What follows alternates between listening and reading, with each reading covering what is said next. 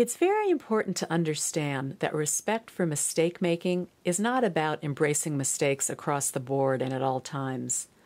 Respect for mistakes and the role they play in the creative process is about understanding when mistakes matter, developing an awareness for which ones we can relax about and ultimately get powerful new ideas from, but at the same time being aware that many mistakes are absolutely things to avoid.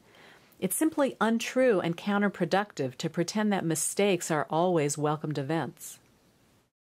One place you really don't want to feel reckless abandon with mistake making is in a welding shop.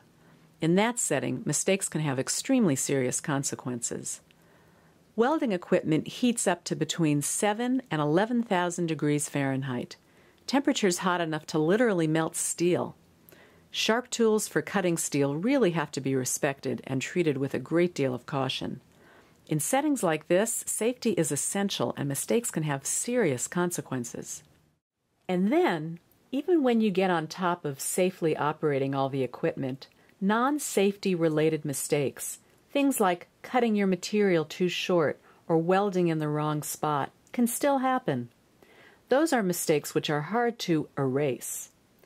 In some cases, and if you're tuned in, they can force you onto a plan B, which you may not have otherwise come up with on your own.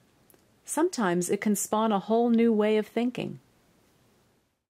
One great benefit to welding is that it makes you realize how little there is to risk when you're working with materials which don't come with all the safety risks.